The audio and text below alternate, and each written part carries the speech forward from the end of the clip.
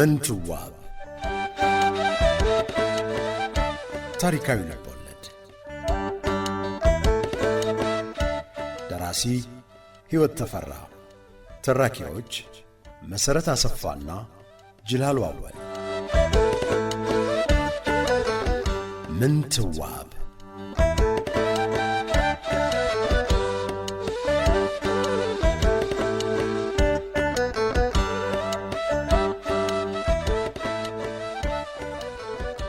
እንደምን ቆያችሁ አድማጮቻችን። ምንትዋብ ዱብዳ ወረደባት። ሀገር መሪዋን አጣች። ትንሹ ኢያሱ አባቱን አጣ። መሰሪ ጨለማ ወረሳት።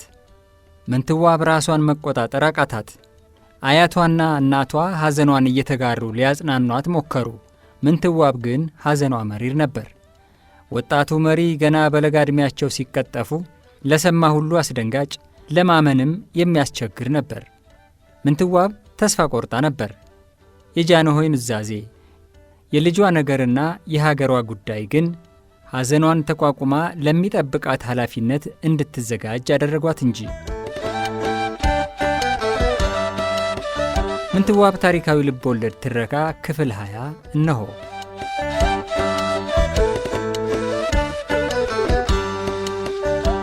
ከሁሉ በላይ ልጇን የማዳን ስሜት መላ ሰውነቷን ገዛው።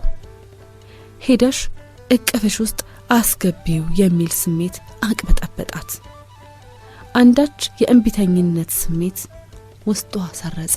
ለአፍታ ሁሉንም በየተራ ተመለከተቻቸው። የሁሉም አይን እሷ ላይ ተተክሏል። የእሷን መልስ ለመስማት እንደሚጠባበቁ ተረዳች። ባላችሁት ሁሉ እስማማለሁ ስትላቸው እርስ በርስ ተያዩ። ማናቸውም አልተናገሩም። ይበልጥ ለመስማት አሳፍስፈው ተጠባበቁ። ነገሮችን ሳናመቻች የጃንሆይን ማረፍ ለማንም አንናገርም። በምስጢር መያዝ አለበት። መጀመሪያ ልጄ ይንገስ፣ የልጄን ዘውድ ለማንም አሳልፌ አልሰጥም አለች። ሁሉም በእፎይታ ተነፈሱ። ታላቅ ሸክም ከትከሻቸው ላይ የወረደ መሰላቸው። አባ አደራም ጃንሆይም ይህን ነበር ያሉት አሏት፣ ራሳቸውን በአዎንታ እየነቀነቁ። ድንገት ጥድፊያ ውስጥ ገባች።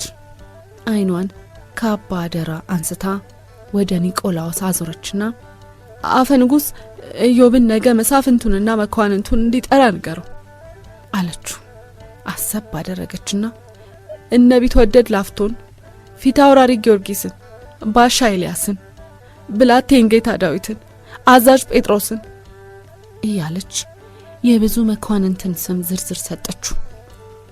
ቀደም ብለው ያዩባትን ተስፋ መቁረጥና ከባድ ሐዘን ዋጥ አድርጋ ኃላፊነት መውሰዷና ሙሉ በሙሉ ተረጋግታ ውሳኔ መስጠትና ትዕዛዝ ማስተላለፍ መቻሏ አስደነቃቸው።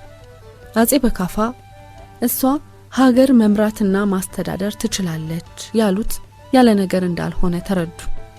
ወደ እልፍኝ አስከልካዮቹ ፊቷን መለስ አድርጋ ኢያሱን አምጡልኝ፣ አባቱን ይሰናበት አለቻቸው። ባስሌዮስ ተቻክሎ ወጣ።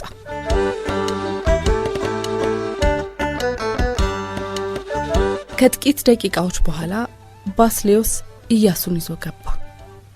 ምንትዋብ ብድግ ብላ አቀፈችው። እንባዋ እንደገና እንደ ጎርፍ ማውረድ ጀመረ።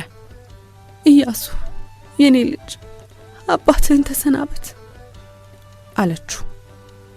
እጁን ይዛ ወደ አባቱ ተጠጋች። የለበሱትን ቡልኮ ገለጥ አደረገችና መልሳ ፊታቸውን ሸፈነች። ዘገነናት። ነገሩ ያልገባው ኢያሱ ተደናገረ። አባባ ለምን ተኙ አላት። ነገ እነግርሃለሁ፣ አሁን ደህና ሁኑ በላቸው። ደህና ሁኑ። ይስሙት አይስሙት አላወቀም። እሳቸው ያሉበት ክፍል እንዲዘጋ፣ ባለሟሎቹ ምስጢር እንዲጠብቁ ጥብቅ ትዕዛዝ ሰጥታ ከነ ኒቆላዎስ ጋር በሚቀጥለው ቀን ለመገናኘት ተስማምተው ተለያዩ። ምንትዋብ ኢያሱ ራቱን እስኪበላና እስኪተኛ ጠብቃ እሷም በድንጋጤና በለቅሶ የደነዘዘ ሰውነቷን ለማሳረፍ ከጎኑ ጋደም ማለች። አካሏ ዝሎ መንፈሷ ረግቦ እንቅልፍ በአይኗ አልዞር አለ። አእምሯ በውስጡ ያለ ተራ ብቅ ጭልጥ የሚለውን የሐሳብ ውዥንብር መቆጣጠር ተሳነው። መላ የጠፋው አእምሯ ቢሰክንልኝ ብላ ከመኝታ ክፍሏ ወደ ሰገነቱ ከሚያወጡት ከሶስቱ በሮች በመካከለኛው በኩል አድርጋ ሰገነቱ ላይ ቆመች። ባሏም ብዙ ጊዜ በዛ በር እየወጡ አንዳንዴም አብረው እየሆኑ ከተማውንና ግቢውን ይቃኙ ነበርና እንባ ተናነቃት። ለ7 ዓመታት ያህል ከሳቸው ጋር ያሳለፈችውን ህይወት በሐሳቧ መለስ ብላየች። ንጉሠ ነገሥቱ እንደ ተራሰው እናት አባቷ ቤት መደብ ላይ ተኝተው ያስታመመቻቸውን አስታወሰች። ምንትዋብ ብለው ስም ያወጡላት የኔ ዓለም እያሉ ያቆላመጧት ሁሉ በየተራ ፊቷ ድቅን አሉባት። ነው እንዴ እድሜያቸውን አሳጠረባቸው አለችና ምርር ብላ ለቀሰች። ከቤተ መንግስት ግቢ አሻግራ ጥቅጥቅ ባለው ጨለማ ውስጥ ጎንደርን ለማየት ሞከረች። ማታ ማታ ጎንደርን ያለ ከልካይ ከሚፈትሹት ጅቦች ሌላ የሚንቀሳቀስ ነገር የለም። አልፎ አልፎ ጅቦቹን ከሚያስፈራሩት ውሾች ጩኸት በስተቀር ድምጽም አይሰማም። ምንትዋብ ከጎንደር ወደ ራሷ ተመለሰች። ህይወት ያልታሰበ ጸጋ አምጥታላት መልሳ መንጠቋ ገረማት። የህይወት መንገዶች አለመጣጣማቸው ደነቃት። ሞት ሌላው የህይወት ገጽታ መሆኑን አሰበች። ህይወት ሚስጥሯን ያካፈለቻት መስሎ ተሰማት። ነገ እሷ ራሷ ረጋፊ መሆኗ በአእምሮዋ ተመላለሰና ዘገነናት። ለጊዜውም ቢሆን የመኖር ትርጉሙ ተናጋባት። የሙት ሚስት መሆኗ ወለል ብሎ ታያት። ሞት ተስፋዋን ሁሉ ሸራረፈባት። በዚያች ቅጽበት ህይወቷ ዳግመኛ እንደተለወጠ ተረዳች። መኝታ ክፍላቸው ስትገባ እንደገና እንባ አሸነፋት። ቤቱ የሚበላት አልጋው ብቻውን በመምጣቷ የሚታዘባት መሰላት። ለባሏ እንደሚገባቸው ያላዘነች ያላነባች መስሎ ተሰማት። ቆም ብላ ክፍሉን ቃኘች። በርካታ ትዝታዎች በአእምሮዋ ውስጥ ተመላለሱ። ወደ ኢያሱ ስትመለከት ጭልጥ ያለ እንቅልፍ ላይ ነው። ሆዷ ባባ። አባቱን ሲሰናበታቸው ምን ተሰምቶት እንደሆነ መገመት አቃታት። እመንናለሁ ብላ የሱን ህይወት አደጋ ላይ ልትጥል እንደነበር አስታወሰችና ስቅስቅ ብላ አለቀሰች። ተጠግታው ራሱን እያሻሸች በዚህ ምድር ላይ ካሉ ክፉ ነገሮች ሁሉ ከሞት ጭምር ልትደብቀው እቅፏ ውስጥ ሽጉጥ አድርጋው ጋደም ማለች።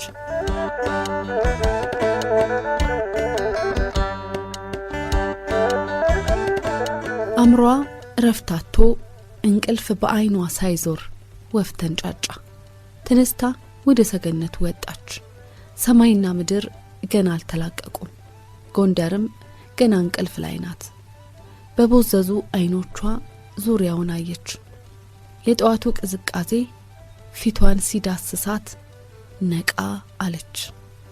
አሻግራ ጎንደርን ወደ ከበቧት ተራሮች ተመለከተች። ፍምሳት የከበባት የምትመስለውን ፀሐይ ብቅ ስትል ስታይ የጥድፊያ ስሜት ተሰማት። በመጀመሪያ ከዋና ዋናዎቹ ህግቢ አዛዡና ህሊጋባው እንዲሁም ህመሳፍንቱና ህመኳንንቱ ጋር መክራለሁ። ጃንሆይ ሀገር አለምክር ቤት አለማገር ይሉማል ነበር። ከዛ በኋላ ኢያሱ በምስጢር ይነክሳል። የልጄን አልጋማ ለማንም አሳልፌ አልሰጥም። ለካንስ እሷን መንገሷ ነው። ደነገጠች። ይህ ሳይታሰብ ላይዋ ላይ የወደቀው ኃላፊነት ከየት እንደመጣ ማወቅ አቃታት። ሀገር ልታስተዳድር መሆኑ ሲገባት ታላቅ የኃላፊነት ስሜት ተጫጫናት። እሳቸው ያሰቡትን ሁሉ ሳያሳኩ አለፉ።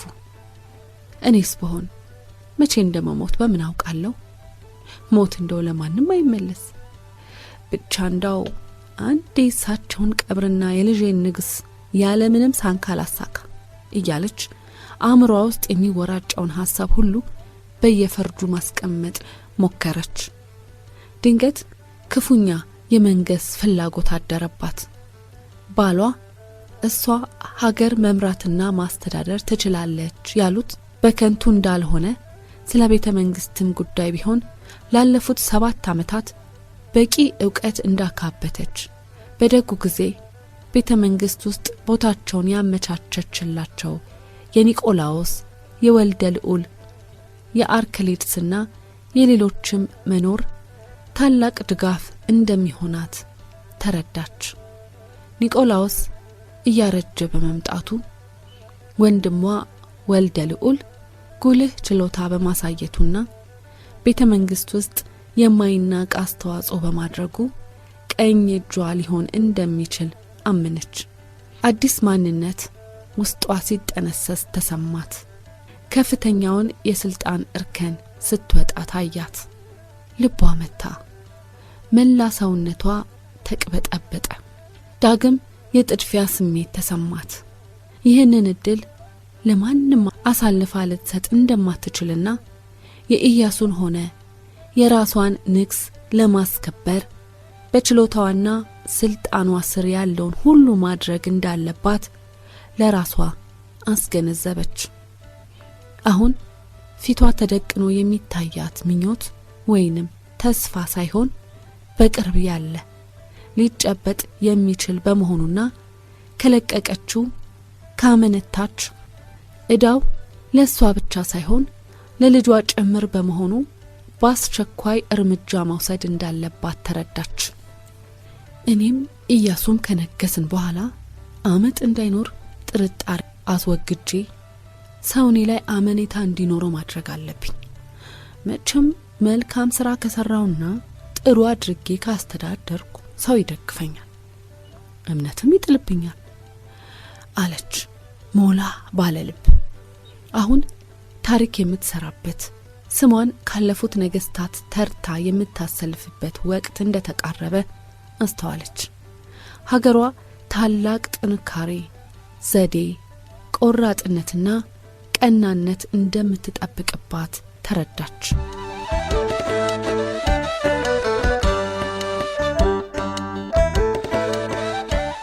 ከሀሳቧ ስትነቃ ምድር ለቋል።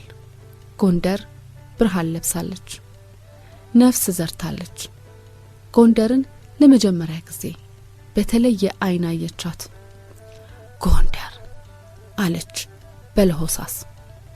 ፊቷን እያዟዟረች ከተማዋን የከበቡትን ሰንሰለታማ ተራራዎች ትክ ብላ አየቻቸው። በተፈጥሮዋ የጠላት መከላከያ አላት አለች። እንደገና ከተማዋን ከላይ ወደ ታች ቃኘች።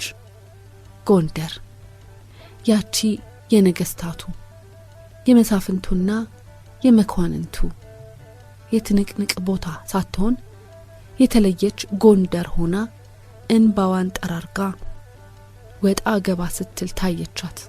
የእድል ማሳ ሆና እሷ ማሳው ላይ ስትዘራ ጎንደር ስታብብ ስታፈራ ይበልጥ ገናና ስትሆን ታያት። በራሷ አምሳል የቀረጸቻት ጎንደር ፊቷ ወለል አለች። ጎንደርን በጃን ተከል በኩል ለማየት ሁሉን እንደ ሃይማኖቱ እንደ ሙያውና እንደ ልማዱ የምታስተናግደውንና መንፈሰ ለጋሷን ጎንደርን እንደ አዲስ ወደደቻት። ከክፉ ልትታደጋት ፈቀደች። ምን አይነት ቦታ እንደሆነችና ህዝቧም ምን አይነት እንደሆነ ይበልጥ ማወቅ ፈለገች። ልክ በዛን ሰዓት የሷም የጎንደርም እጣ የተለየ አቅጣጫ ያዘ። እንዴ ሀገሬስ ጎንደር አለ ሀገር ትኖራለች እንዴ አለች ደረቷን እየመታች። ሀገሬ ውስጥ ሰላም አምጥቼ ይሄ ነው ምኞቴ አለች ባሏ የነበረባቸውን አመጽ አስባ። ሀገሯን ልትታደጋት፣ ልታረጋጋት፣ ሰላም ልታሰፍንባት ወሰነች። የደብረ ብርሃን ስላሴ ደወል ሲደወል ከሐሳቧ ነቃች፣ ተረበሸች።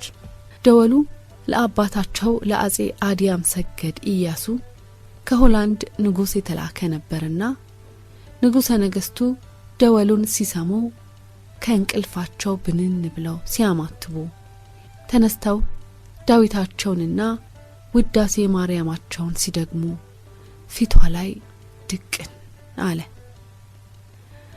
አይ ያ ሁሉ ቀረ አለችና እንባዋን ጠራረገች።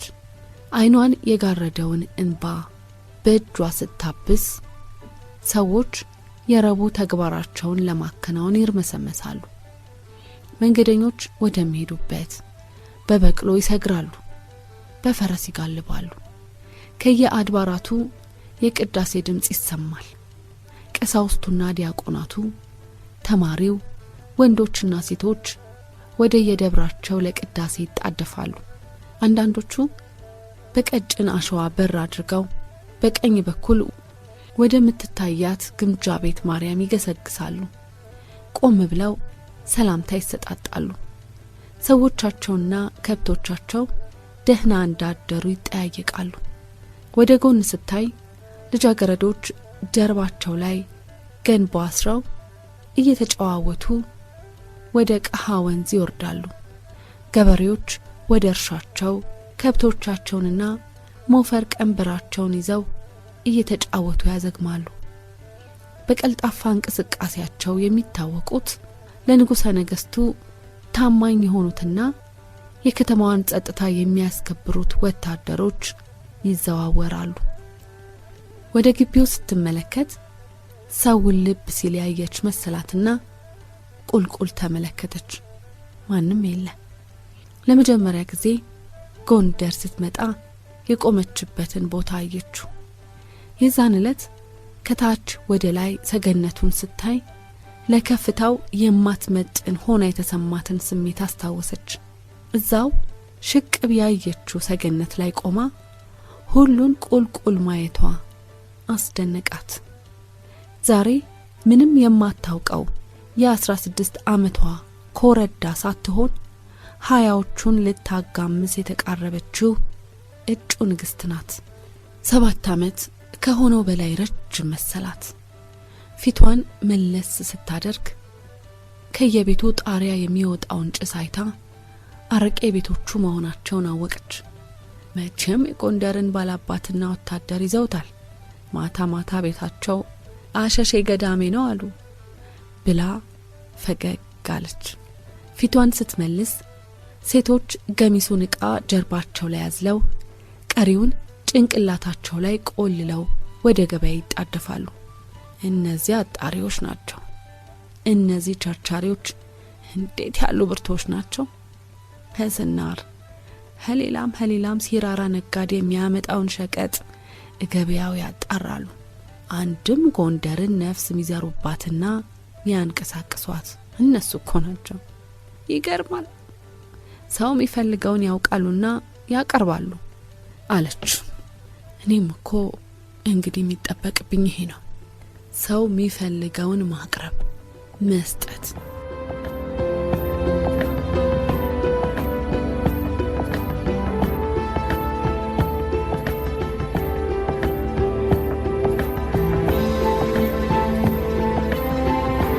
አድማጮቻችን ክፍል 20 ትረካችንን እንደሰማችሁት ምንትዋብ ራሷን አረጋግታ የተጣለባት ኃላፊነት ከባድ ነውና እንዴት አድርጋ መልክ እንደምታስይዝ እያሰበች ነው። ወደሚቀጥለው ክፍል እናሻግራቸዋለን። ምንትዋብ ታሪካዊ ልቦለድ ትረካ ክፍል 21 ይቀጥላል። ስለ ቆይታችሁ እናመሰግናለን።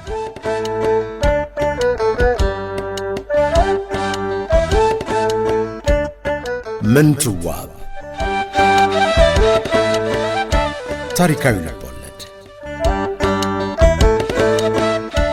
ደራሲ ሕይወት ተፈራ፣ ተራኪዎች መሰረት አሰፋና ጅላሉ አወል። ምንትዋብ